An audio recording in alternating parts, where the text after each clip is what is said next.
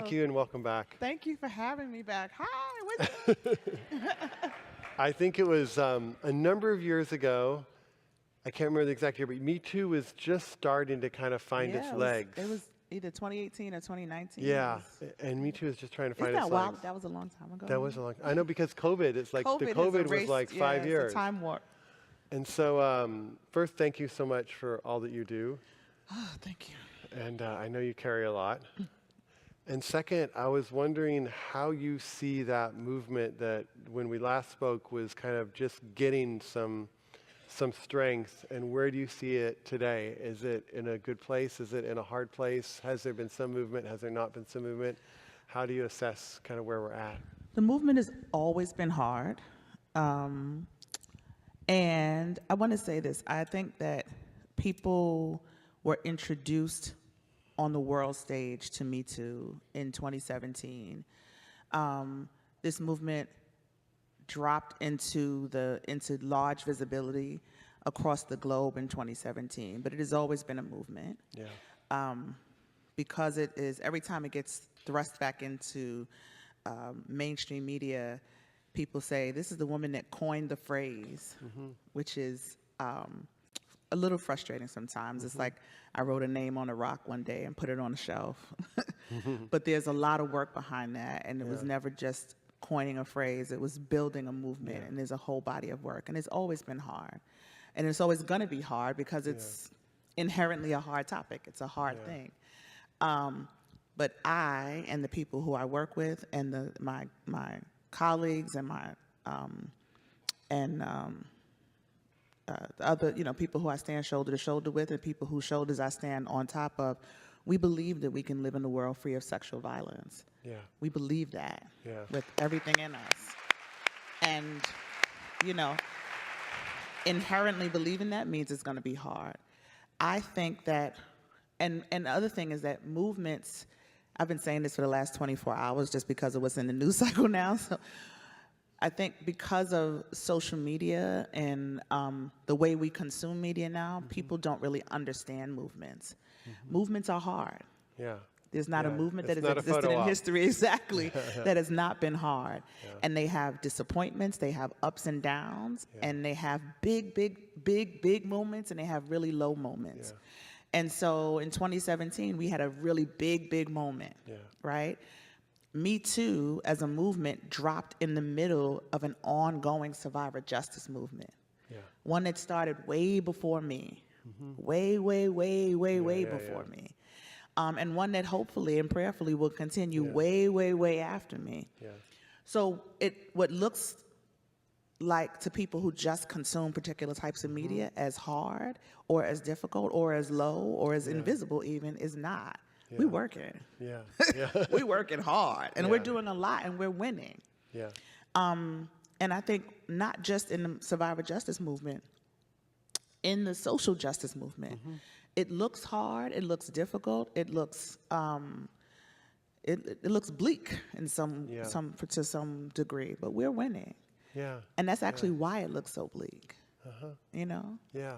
And can you say, I know there's some things that came out in the news we can talk about if we want to, but can you say, do you feel like there's a misunderstanding of what it is, and how would you want to clarify or name, because people hear different phrases, Me Too or something else, and they have their own ideas.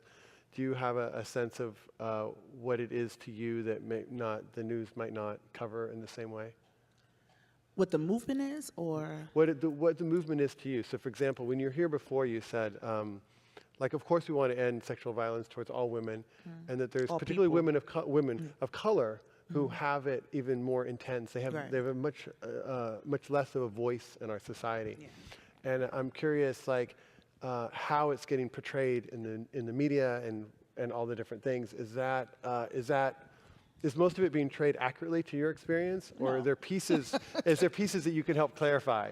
Sure. I think one, it's not a woman's movement, and I should say that clearly. Women largely, obviously, are the people who bear the brunt of the violence, all kinds of violence. But the movement to end sexual violence is not a woman's movement. And I think that, one, when you say that, and and I think that's one of the biggest misconceptions, Yeah. right? That's one of the things that media gets wrong, people get wrong. I understand why, because it's what we see. Yeah. But it leaves out large swaths of people. Yeah. It leaves out men, Yeah. obviously. Yeah. Men's first role in this movement is as survivors. We just because we spend so much time trying to, we create these divides, right? It's if men would just stop abusing women, if men would just stop being violators, all of this would end. That's a lie. Yeah. That's a lie. All of us suffer under patriarchy. Yeah. All of us. All of us have been socialized Yeah. and raised under the thumb of patriarchy. Yeah. Right? Yeah. Most women, when we deal with violence or abuse, one of the first people we go to are other women. Yeah. And that's the first places we hear some of the most dangerous and toxic messages are from other women. Yeah. Right? Right? Yeah. Yeah. That's the first person we hear, well, why were you there? What were you wearing? How much did you drink? We get those messages a lot of the times from other For women. women, yeah. Yeah. Because we all were raised and socialized under patriarchy. Yeah. So this notion that if men would just stop, it would just end is wrong and dangerous. Yeah. The other thing is men, 1 in 4 women, let me get the statistic right. I think it's 1 in 3 or 1 in 4 women will experience sexual violence in their life. Wow. The other number is 1 in 6 boys and men. Wow. We forget that number. Yeah. So men's first role is as survivors in this movement. Yeah. The other thing is everybody's not a man and everybody's not a woman. Yeah. Right. So it can't be a woman's Yeah. movement. Yeah. Great. Right? It can't be. Yeah. The future's not female, the future is free. Yeah. That's great. So that misconception is really dangerous. Yeah. And as long as the media keeps getting that right, we dig deeper into that divide and it makes it harder for us to do our work. Yeah. The other thing we get, the misconceptions are these stories that we keep telling. When you talk about sexual violence, particularly in North America, United States, Canada, Mexico, we're not talking about indigenous folks. It's as if they just don't exist. Yeah. For all kinds of things. Yeah. But I'm here to talk about sexual violence. But it's as if they don't exist. The number one community affected by sexual violence in America, in Canada, is indigenous folks. Wow. I didn't know that. Far and away. Number 2 is black women. Okay. But before you get to black women, you have to talk about indigenous people. Yeah. And we don't. Yeah. We are now. Oh, we are right in this moment. I can't, listen, you cut me, I bleed red, black, and green. I'm as black as it gets. Yeah. But I'm a truth teller, Yeah. right? Yeah. You can't, I would never tell my story without telling their story because our stories are intertwined. Yeah. And so it's disingenuous, it's dishonest the way we talk about sexual violence. The population of indigenous folks is shrinking every day. So statistically, this is a statistic number I'm talking about. It's not in actual physical number. Yeah. But statistically, for how small their population is, and the other thing that's unique about indigenous folks is that they are the only population of people of color that have people from outside of their community coming in and enacting this violence on them. Oh, wow. Okay. For everybody else, it's more intracommunal. Okay. So we get that wrong, really wrong. Yeah. Thank you. There's so many different ways we could kind know, of take 'cause this, and I know it's super important to name all of it. You know, one of the things that I've thought about is that there has been this really strong movement towards becoming more conscious of these disparities and privilege and the way that power is wielded in really, really painful ways. And some people were calling that like being more woke. And now it feels like there's this whole backlash, right? Where it's like all of a sudden people look at certain presidential candidates who don't apologize for anything and who don't seem to give a shit about anything. And they're like, oh, Which one? Trump. Trump mainly, just to name him, thank you. But others and other business leaders, doesn't just exist in him. And so I'm curious how you see that, because it's almost like there is like a proudness in not caring how your actions affect others. And I'm wondering how that's landing for you, how you like decipher what that is all about. Listen, my next book is called Revolutionary Grace. Revolutionary Grace. Revolutionary Grace. I shouldn't be talking about it. Don't nobody tell my 'cause I'm not finished writing it. But it's landing really terribly for me. I don't understand. It's a naivety probably that I struggle with, because I probably should. I do understand. Intellectually, I understand. In my heart, I don't understand. Yeah. I understand evil. I understand meanness. I understand unkindness. But in my intellectually, so listen, I'm an organizer. I've been an organizer most of my life. I understand strategically how there's always a backlash, right? Yeah. I understand that we spent almost a decade in a moment that was in a large moment of movement, Yeah. of forward movement, right? Yeah. We went from, you know, if we were to mark it, let's say Trayvon Martin, the onset of Black Lives Matter. Yeah. We had huge strides in racial justice, climate change, Training programs and You know, we had really big, visible strides in social justice. That was, I'll mark that, if I put brackets on it, about a decade, right? 2012, 2013, around that time. And even a little earlier, right? Because before around the time of social media, kind of having a big influence as a organizing tool. And it allowed young people to become more involved and get more information quickly. And it was a tool to really gather people quickly, and get information faster. Yeah. And it was fascinating to watch that happen. But that fell in the middle of an ongoing plan that, and if I'm using left-right as the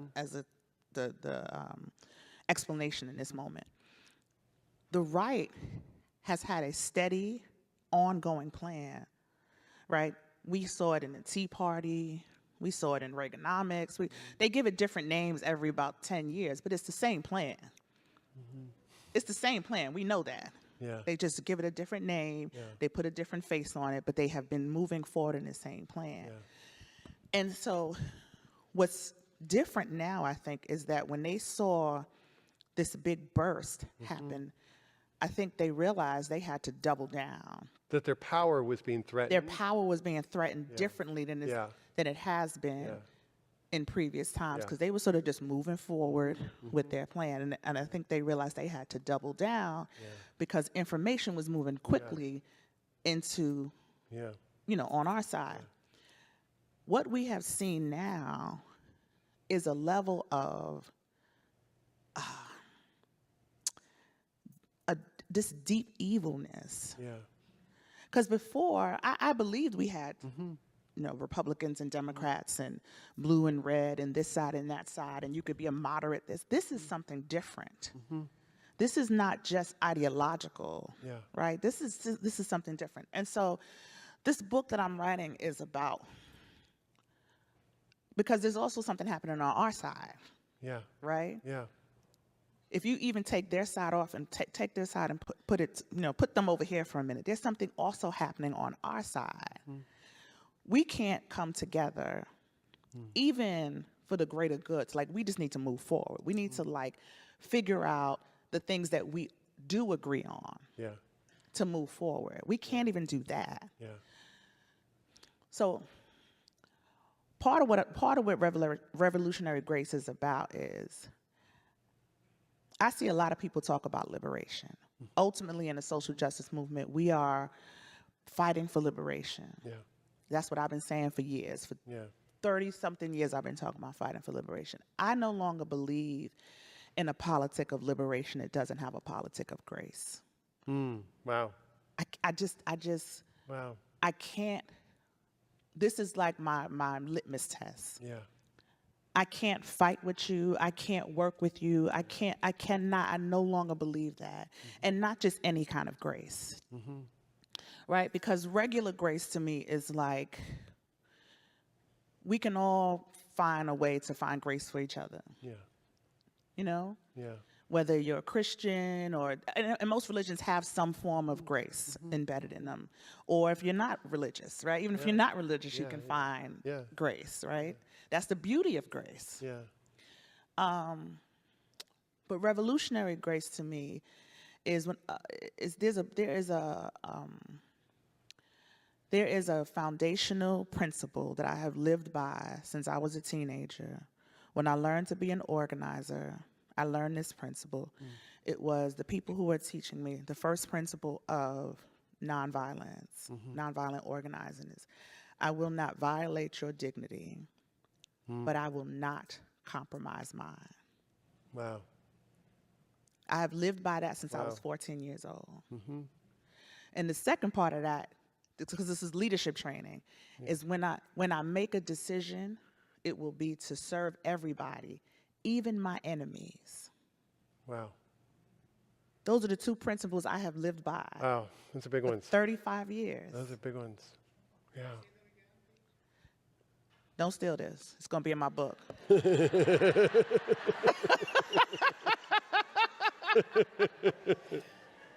But this is the foundation of the book. This is what the book is about. Is I will not violate your dignity, but I will not compromise mine. It puts you at an impasse and it forces you to have to work from that place. And when I make a decision, it will be to serve everybody, even my enemies. That's what leadership is to me. And is that what grace is to you? It is. It's the foundation for grace to me. And it's the catalyst that activates all my other values. Because it seems like non-grace would be othering and separation, and we have to get rid of, destroy, put away something, and that grace would be they somehow are still a part of us, but they can't be in the role that they were in. Am I getting close to that? But I'm going to tell you what makes it revolutionary, Please. right? Because when you think about the people who are asked to give grace all the time, Yeah. right? Yeah. The people who are asked to give grace all the time are the people who get it the least. Yeah. True. And that's what I'm examining in this book. Yeah. It's true. When you think about black women, black people, women, people of color, you think about the people who have the least. Revolutionary grace is trying to figure out how do you give grace to the people who need it the most but get it the least. Yeah. Beautiful. Beautiful. That's when we really can get to liberation to me. I don't think we can get to liberation until we get not just a politic of grace, but a politic of revolutionary grace. Yeah. That's beautiful. Yeah. That's beautiful. And has that always been core to you, or was there a moment when you were kind of like wrestling with all the other activists and you realized, hold it, we've lost something. We've lost love, we've lost grace, we've lost and there was a moment where that was like, It's an inner conflict too. Don't get me. I'm not. I don't walk on water. It's an inner conflict all the time because I want to be right. Yeah, I do too. Right. It's a natural instinct. I want to be right. I want people to do it my way. Yeah. I want it to be my strategy. I want to. Yeah. I have to be. It's a gut check though. Yeah. This is why values matter. Yeah. They do, and it's also why community matters. Because I can do my own gut check and I'm gonna come out right anyway. Right? Oh, that feels right to me. Gut check. Yeah, that's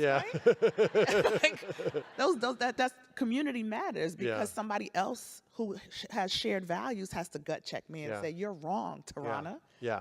I checked your gut check and your gut is wrong. Yeah. Community matters. Having other people around you who are like-minded and who are honest and who share those values matter. Yeah.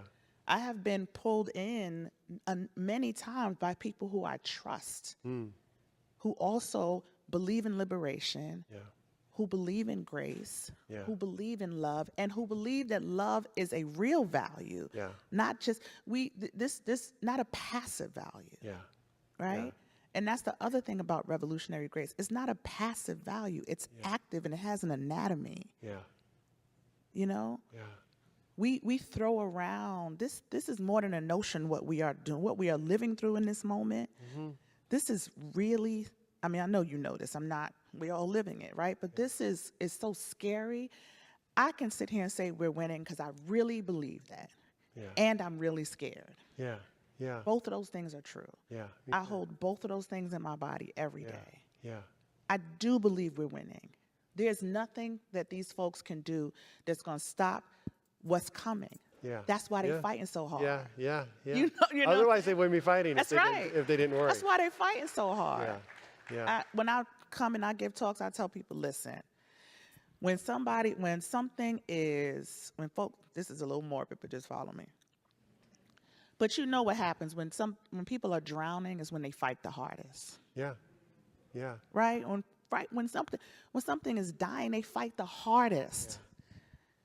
So they knew 30, 40 years ago that America was going to look like this today. Yeah.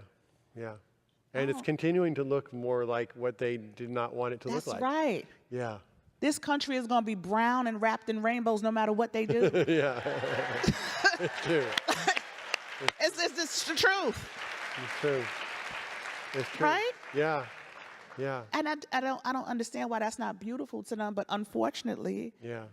it ain't nothing you can do about it. So what does grace look like? I see it, and there's certain things I don't see, right? Like I like to think I see everything, privilege and all the pieces. Like, Right. to be honest, and they're like, oh shit, there was this whole thing I didn't even notice, right? And so I'm sure that when we look at certain people, and it's so clear with certain people where they're this holding this power, what does grace look like in relationship to that energy? To the other people who don't see it. Yeah, who seem to miss that, and who feel like liberation for them is this, and hoarding and keeping this idea of what they think America is, where white people tend to have more power than everybody else and make all the decisions. Like, what does grace? How does grace look like? How do we have grace? How do we have grace within that experience? I think that's where that definition comes from. Okay. I don't want to violate anybody's dignity as Yeah. long as I don't have to give up mine. Yeah. That's exactly why that push-pull exists. I don't have to violate your dignity, but we have to figure out how we can coexist in a world Yeah. where your dignity is not violated, but neither is mine. Yeah. And the problem is, they always want to live like this. Yeah. Yeah. Like everything is okay as long as we can be like this. Yeah. And I'm like, sir, I can't see. I can't. You realize I can't see. They're like, oh, you're okay. No, I'm not. Yeah. You know, it's the same thing when I try to explain to people about sexual violence. Yeah. I'm going to use a gendered example for a second, but the problem that we had when Me Too went viral, whatever, it was like when women got up to tell their stories of trauma, all folks could hear were men's life being ruined. Right? Right. Yeah. You had these women getting up telling these stories that they had held in the pit of their stomach for 20 and 30 and 40 and 50 years sometimes. Yeah. But all they could hear were men's lives being ruined. They could not hear a woman's life being saved. Wow. That's very true. It's very true. You have to alter that to be able. I'm not going to violate your dignity. I will not violate your dignity, but I'm not going to compromise mine. Yeah. We all have the right to walk through this life with our dignity intact. 100%. Yeah. That's a human right. Yeah. That's a basic human right. Yeah. But that's what happens. And if it makes me uncomfortable, that's my problem. It most certainly is not mine.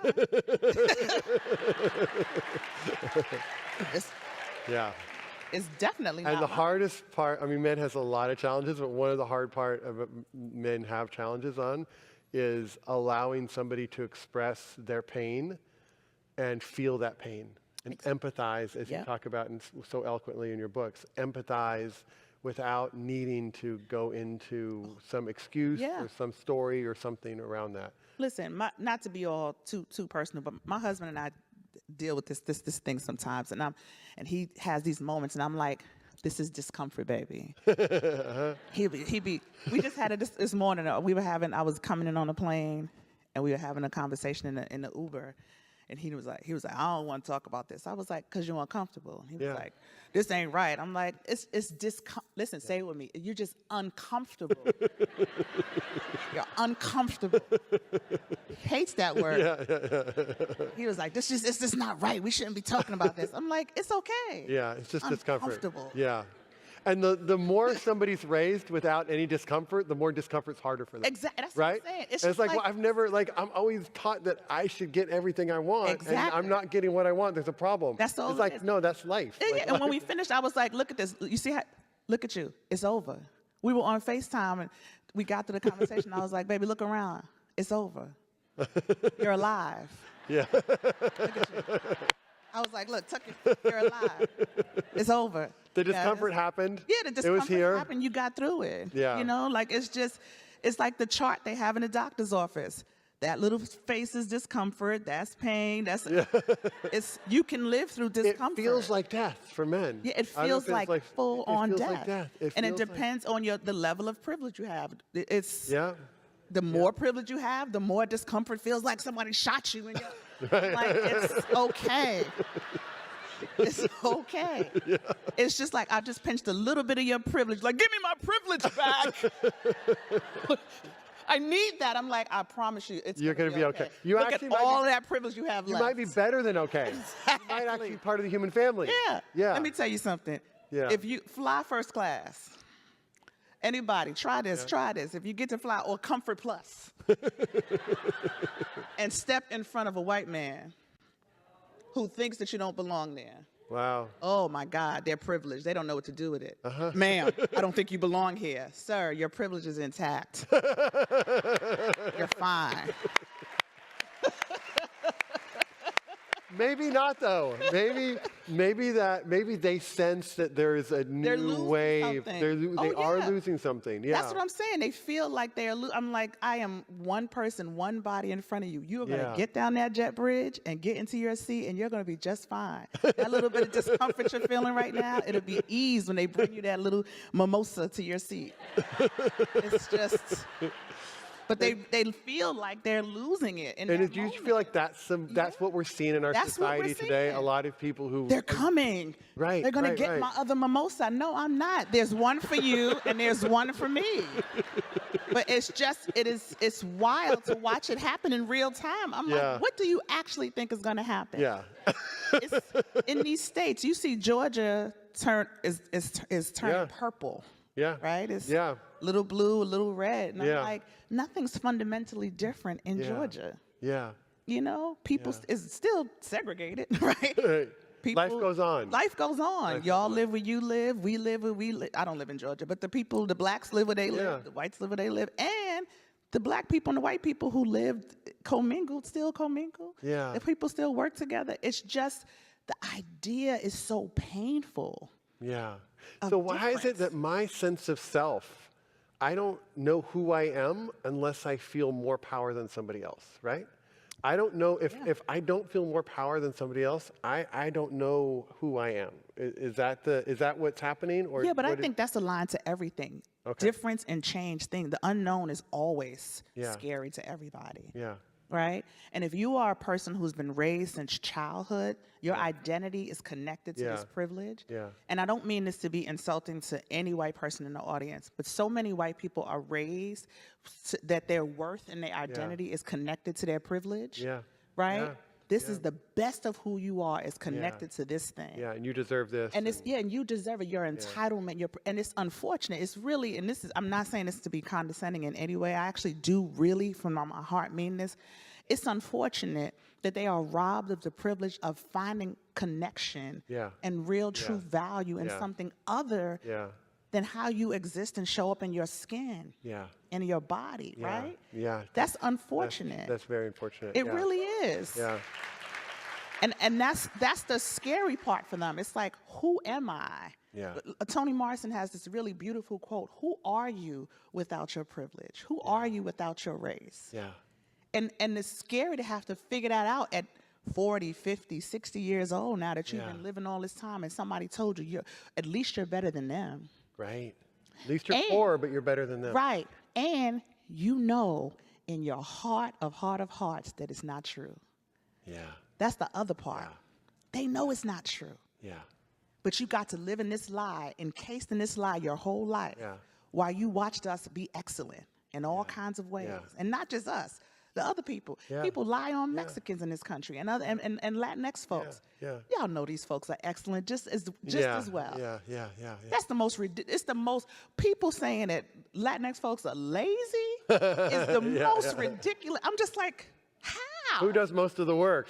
How? Not even it's this, and that's the other thing. We start talking about Latinx folks are lazy, and then we point to housework and all this other stuff. There's all these other accomplishments that Latinx folks have besides cleaning houses and cleaning. I'm not even talking about that. Like, that's not even the example. Okay. They come here and build, and they come here. They are an example of collective work and responsibility. In ways that we don't ever acknowledge. That's true. I'm not talking about cleaning houses and cleaning toilets and selling. I'm not talking about that. I'm talking about the folks that I know. And I grew up in New York.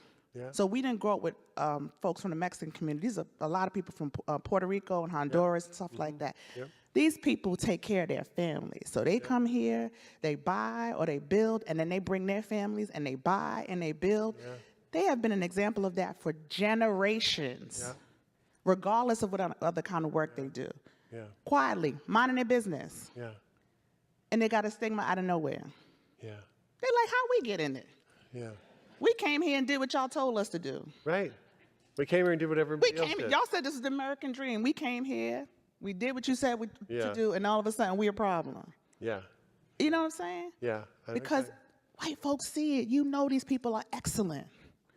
But if you're upset and you feel less than, you have to find some. It can't be you and it can't be the system, so you have to find somebody that is the problem. And it's like, well, let's take the immigrants, or let's take the whatever people.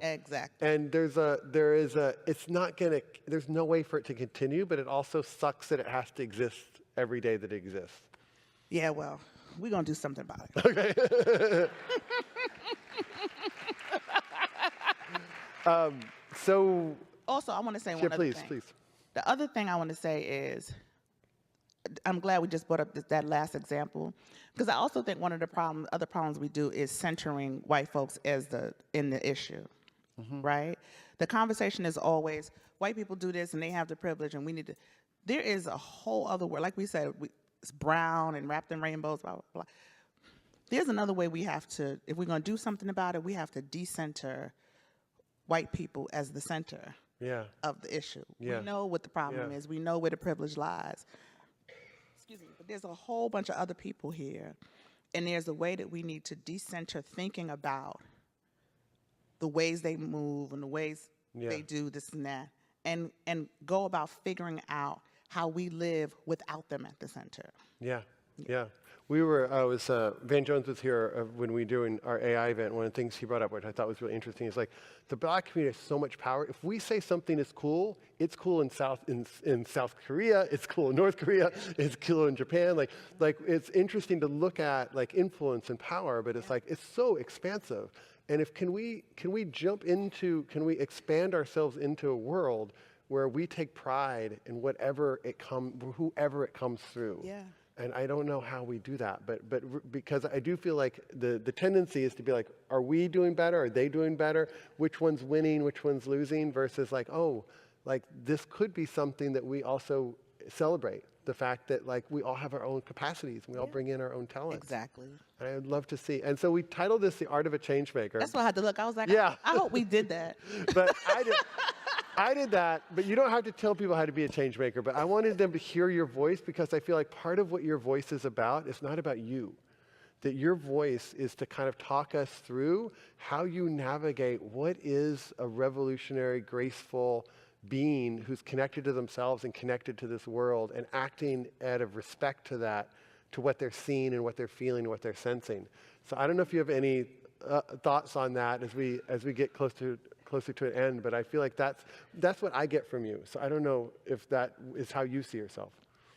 Well, I mean, I don't know if I caught everything you said. I was trying that I think that there's people who are in the world who want to be of greater service. Yes. They want to be more connected. They go to their work, they do their kids, and it's fine.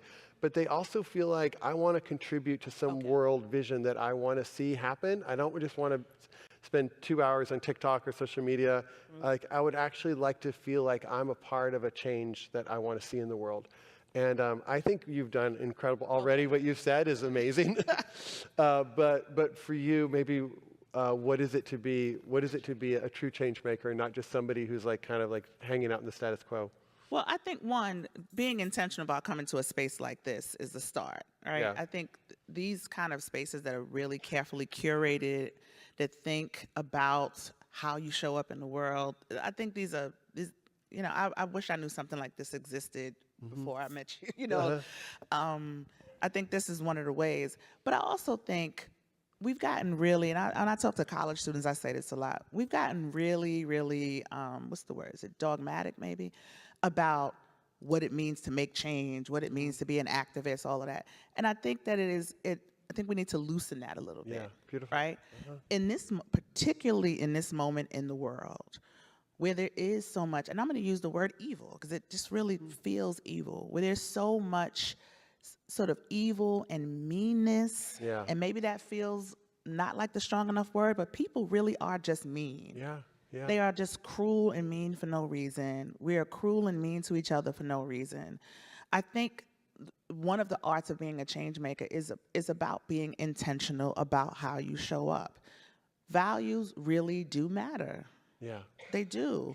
It matters, and not just sort of naming them, but like thinking about how you live them. Yeah. It's not, nobody's gonna be perfect. I think that's one of the things I'm thinking through about writing in the book. Right? I named these like 7 sort of tenets of revolutionary grace, but it's because I think of, like, you know, love is a value, and these different kind of values, but like they're not always active for me at every moment. Yeah.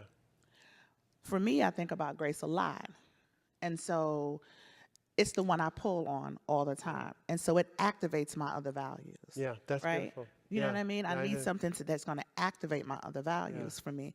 So when I want to be snarky, and when I'm going to tell you a quick story. I was in an interview one time with, what's this lady name? I have an excuse, y'all. I'm old. I can't think of people's name all the time. What media company? Can we help you out? It was like Katie Couric, I think. Don't tell I couldn't think of her name. But no. I can't think. A very well-known media personality. It's going to come to me in a second. But she started off the interview by saying, you are known as one of the kindest. She said, you said you're known as one of the kindest movement leaders out there, something like that, she said. And I was like, me? Not that I'm unkind, but it was just an interesting, thing to hear as a descriptor. And I was like, really? And she was like, yeah, well, you know, you don't like get into these fights on Twitter and the internet, and you don't like talk badly about people. And I was like, why would I do that? I was like, do you know how busy I am? I just cannot imagine. Right. It's such a not useful use of my time. I just couldn't imagine, like, and then I started thinking, I was like, okay, because I was on TV, I didn't want to like talk about other people, other leaders, because then I wanted to be like, who does that? Like, believe it or not, there are people. No, there are. And then I started thinking, I was like, oh, okay, I do kind of remember hearing about this person or that person. So I knew kind of what she was talking about, but then I was like, well, that doesn't serve me and my work and the purpose of my work. But my point is, I do have moments where I want to do that. I do have moments where I'm very angry. People say horrible things about me on the internet all the time. And I want to react. I'm like, I'm from the Bronx. You can't talk about me like that. You wouldn't say it to my face. Like, are you serious? You know, but there is a thing that I keep in my mind that activates the value, right? Yeah. That says, no, Tarana, you can't do that. Yeah, great. No, Tarana, you can't. Right.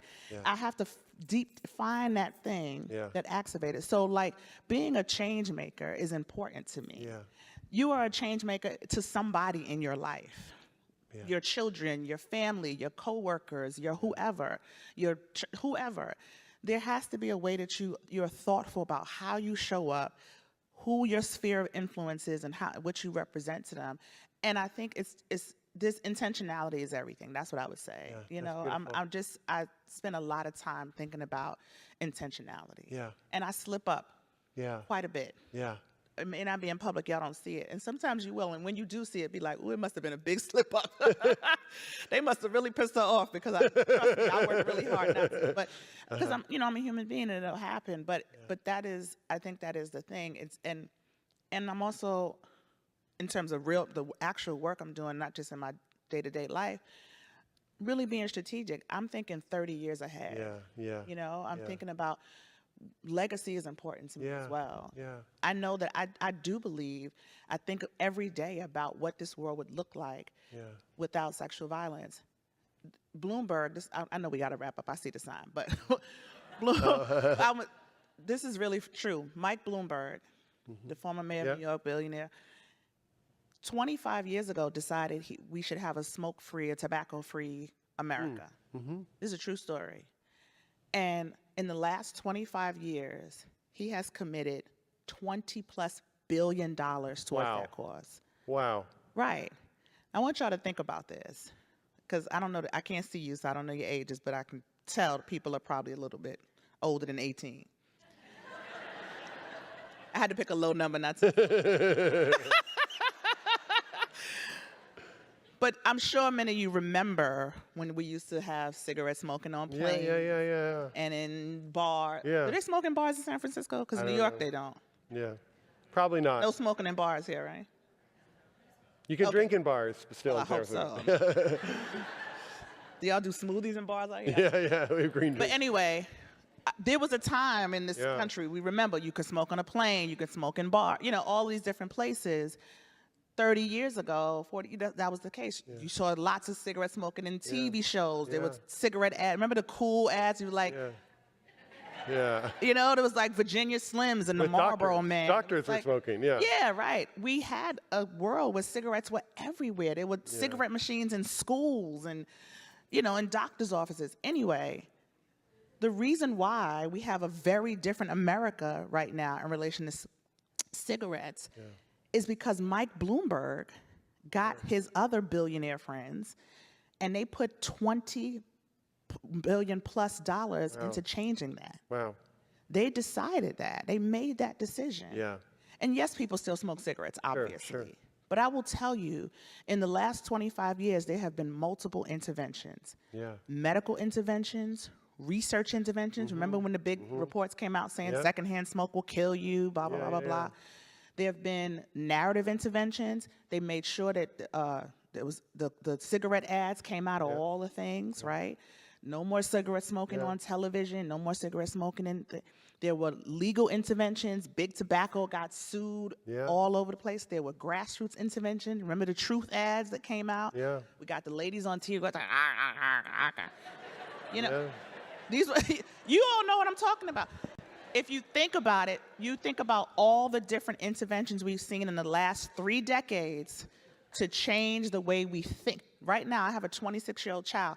Somebody lights up a cigarette, they're like, ugh, who's smoking? Yeah. So kids vape now. Of course, the tobacco industry will find some other thing.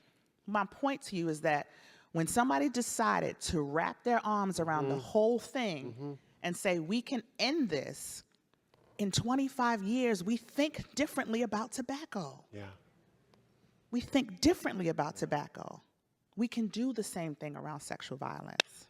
That's right. That's right. Thank y'all. Tarana Burke, everybody. Thank you.